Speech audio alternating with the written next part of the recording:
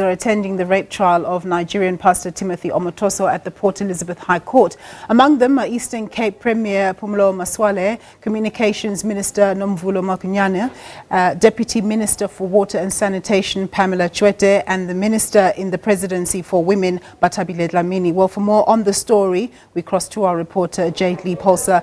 Jayed-Leigh, quite an interesting turn of events. Mr. Daubermann, the defense attorney for Mr. Omotoso, asking that the judge recuse himself. He's gone off to consider that, of course, after, he said that he showed bias towards the first witness. But what's been the reaction in the courtroom about that?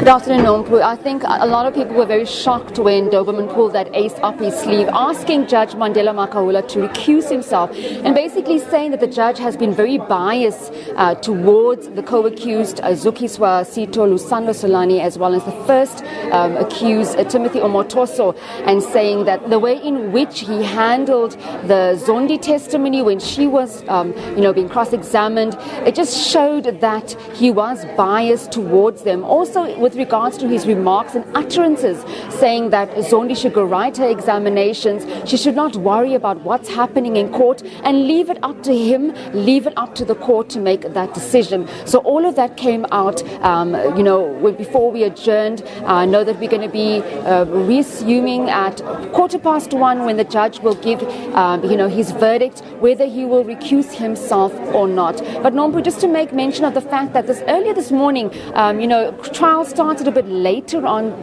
today. We saw several of the ministers also arriving to sit in on proceedings, but we also saw the co-accused, Omotoso's co-accused, not present in court. And we heard Daubermann saying that they were afraid to actually come to court.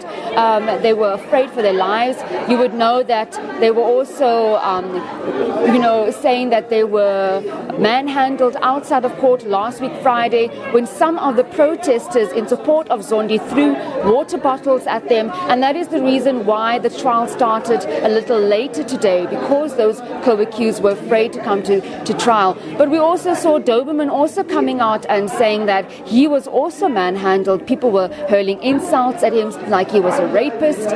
People were asking him to leave this particular case, to step down, and he also pleaded with Judge Nomvulo Mokonyane to look into this, where we saw the judge actually saying that it was not in his jurisdiction to actually protect any of the co-accused and actually channel them to the civil courts. And then, Jayed-Leigh, what about what happened over the weekend? There's a lot of confusion. Some people saying that Mr. Omotoso's church was closed down. Was it or wasn't it?